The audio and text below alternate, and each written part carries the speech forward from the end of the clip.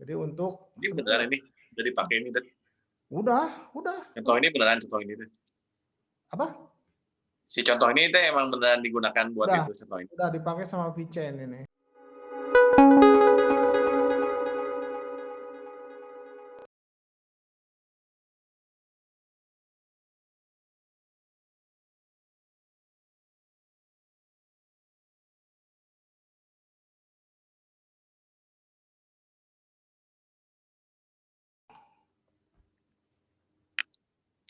Halo malam teman-teman semua, kita ketemu lagi di channel Investor Crypto.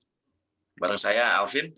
Dan saya ada di investor kripto. Tidak buka kelola dana. Iya. Kita mau bahas apa hari ini? Chain kita harus bicara tentang supply chain ya. Nah, salah satu contohnya itu food traceability. Misalkan gini ya, teman-teman beli daging nih. Daging sapi, misalkan sapi yang bagus banget tuh, si Wagyu misalkan. Sapi Wagyu A100, misalkan A5, Nah, A7 gitu. Nah, itu kita kan nggak tahu beneran itu tuh dagingnya asli gitu, kualitasnya gitu, atau itu tuh dari mana sih dia asalnya gitu.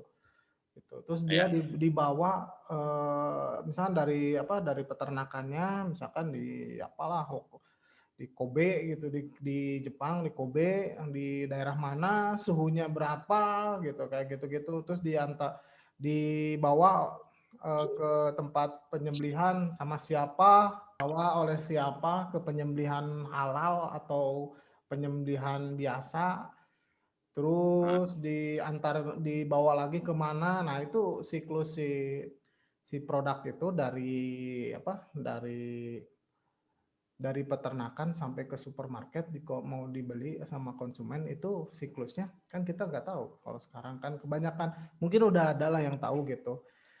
ya. Nah, si ini kalau menggunakan blockchain itu akan menjadi transparan hal seperti itu gitu. Jadi di dagingnya ditempelin QR code. Nah, dari situ kita bisa lihat historinya gitu. Dia dari mana, di lokasinya di mana, suhunya berapa, bahkan suhunya berapa diantarkan dengan suhu berapa, kayak gitu-gitu. Nah, itu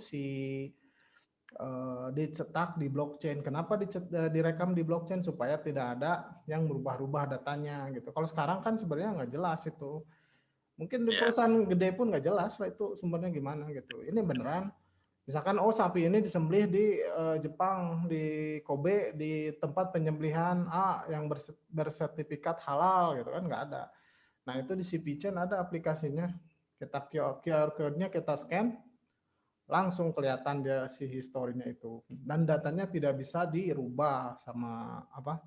Kalau udah masuk historinya, udah masuk ke blockchain, nggak bisa diubah kan gitu. Ya. Kenapa harus pakai blockchain? Nah, salah satunya lah itu. Jadi food traceability itu tuh penting banget kalau ditelusuri lebih lanjut gitu. Misalkan ada virus ini outbreak di Australia misalkan. Ada ini virus apa? Sapi gila. Nah, itu sampai kalau nggak salah dulu sampai satu area itu semua sapi dibantai gitu. Padahal nggak harus semua gitu, kayak gitu-gitulah. Jadi untuk Ini beneran sebenarnya ini, udah dipakai ini tuh. Contoh udah ini beneran contoh ini tuh. apa? Si contoh ini tuh emang beneran digunakan buat Udah itu contoh ini. udah dipakai sama VChain ini. Si VChain itu dia apa, project blockchain yang fokus ke supply chain management. Itu satu ya, food traceability penting banget. Bahkan gini kan, kayak gini, misalkan kan sekarang konsumer lebih memilih dalam hal produk ya, terutama untuk negara maju ya. Misalkan ada ini penyembelihannya ada etikanya lah ya, etisnya gitu, kayak gitu-gitulah gitu. Misalkan gini lah, ada contoh makanan yang dari Prancis itu hati angsa kalau nggak salah. Itu kan ada penyiksaan gitu, penyiksaan si angsanya tuh dipaksa dimakan supaya hatinya gede. Nah, itu tuh hati itu harganya mahal kayak gitu-gitu kan, kalau di historinya kelihatan gitu. Ntar, oh ini di peternakan si ini. Nah, itu bisa dicek kan peternakan itu gimana gitu. Intinya Ya. sih transparansi produk dan membiarkan ntar konsumen yang menentukan mau dibeli nggak itu. Jadi ada sekarang udah mulai etis loh orang itu, maksudnya kayak vegan ini makanan ada sumber hewannya nggak, itu kalau buat kita mungkin ya vegan ya maaf itu, kadang kan kita ya kita bukan vegan lah gitu makan daging gitu, tapi ada yang beneran radikal gitu yang orang nggak mau makan daging sama sekali dengan alasan dia nggak suka ya pembantaian sapi gitulah gitulah. Nah itu makanannya mengandung daging nggak gitu, kayak mengandung hewan nggak, itu jelas semua di situ. Si VChain itu ekosistem untuk itu udah jadi, dan udah dipakai. Itu satu lagi buat ini si barang KW tuh. Misalkan teman-teman punya pacar apa istri gitu beli beli LV gitu, tas LV yang mahal kayak gitu. Nah, itu juga sama di trace produknya gitu. Ini asli apa enggak gitu. Nah, itu di QR code-nya. Nah, kalau si Cardano ada lebih lagi. Gini, lu beli jam tangan gitu ya. Jam tangan Rolex gitu. Lu tahu dari mana itu Rolex itu asli? Sertifikatnya. Sertifikat bisa aja palsu kan? Kan enggak? Ya, Ya, cari pedagangnya yang inilah, iya. bonafit. Ya, lu perlu effort kan untuk menentukan bahwa barang itu asli apa enggak kan?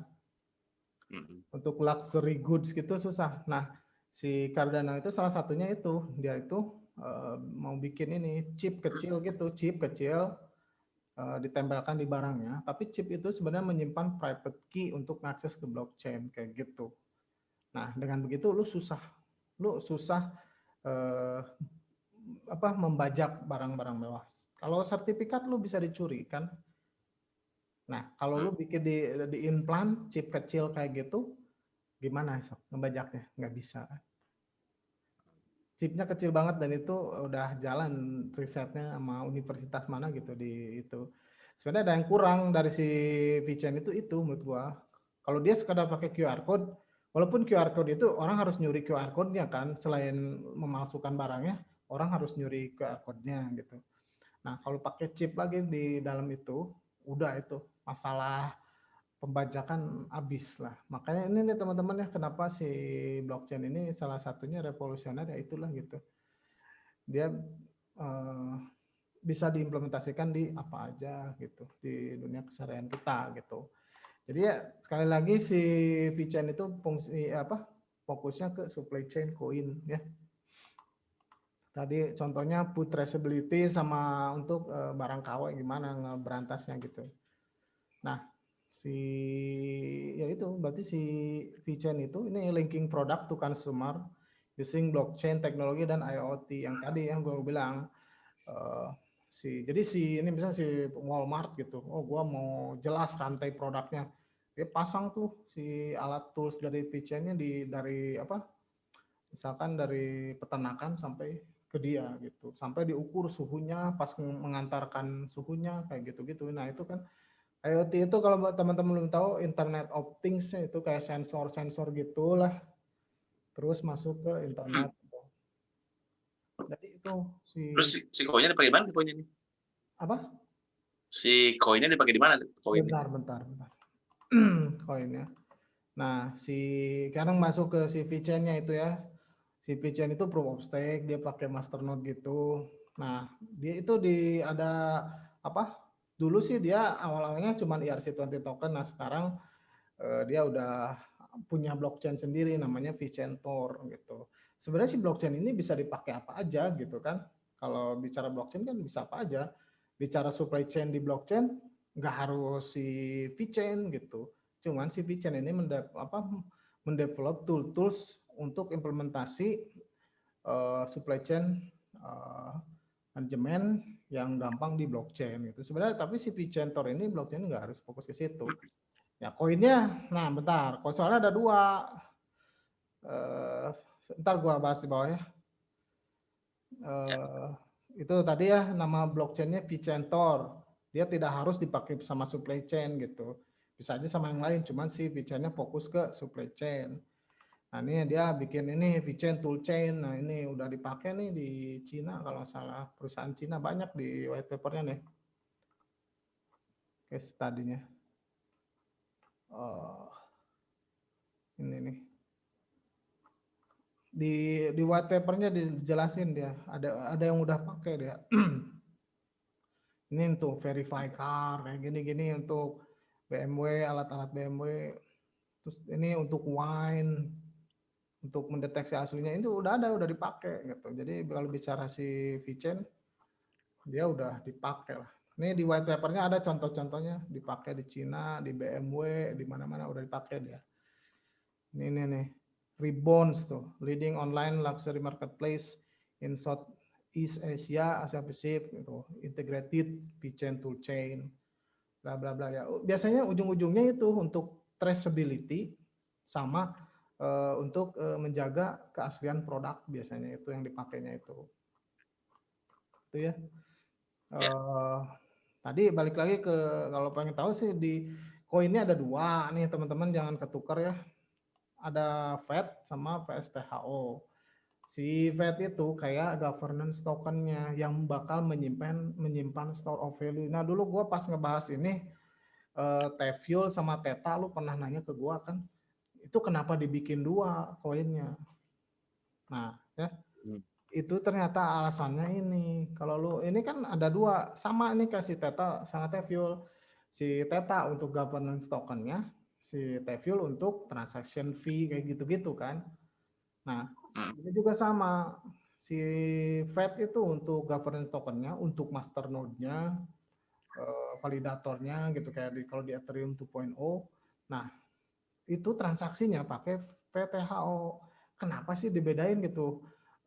FED sama VTHO. Sebenarnya si VTHO ini dirancang untuk tidak naik, harganya dia konstan. Jadi kayak si T-Fuel itu kan sebenarnya tiap tahun dia nambah berapa? Kemarin 5 juta, lupa gua. Apa 5 miliar ya, lupa gua. Gitu. Jadi kayak si VTHO nih, Vitor tokennya yang jalan di Vitor blockchain-nya si VeChain, ya dia maksimal dia circulating supply-nya 33 miliar. Maksimal supply-nya tak terhingga dia. Gitu. Jadi si ini tuh tidak dirancang untuk deflatori. Tapi dia dirancangnya stable sebenarnya. Gitu. Tapi bukan stablecoin juga ya? Tapi bukan stablecoin juga. Dia tuh menjaga harganya dengan cara ntar mungkin nggak tahu tiap tahun apa dia dibikin baru. Tambah lagi. Tapi kenyataannya tetap aja ngepam gitu. Tuh ya, jadi jelas kemarin tuh bedanya kenapa dibikin dua kayak gini. Tujuannya itu sebenarnya biar si PTHO-nya nggak terlalu tinggi terus kali ya, dia supaya harganya tetap gitu, cenderung stabil lah gitu. Jadi kalau mau invest, bukan menurut saya harusnya ya di Fed-nya, jangan di PTHO. PTHO cuma buat transaksi doang gitu. Nah ini nih kayak gini nih si Vicen Toolchain tuh udah begini dia diagramnya. Ini IoT ya, Internet of Things, itu kayak sensor-sensor, RFID, NFC kayak gitu-gitu. Nah ini dia ngebaca kondisi alam atau kondisi produk masuk ke blockchain Vitornya. Langsung ini developer toolsnya ini sampai ada web portalnya kayak gitu, jadi udah dipakai ini sebenarnya gitu, udah mature menurut gue si VeChain. Makanya ini termasuk project yang bagus gitu, tapi udah implementasi. Kalau si Cardano kan masih ngebangun jalan tol aja gitu, belum ngebangun mobil gitu, belum ngebangun itu. Kalau di sini ini udah jadi si VeChain, dan dia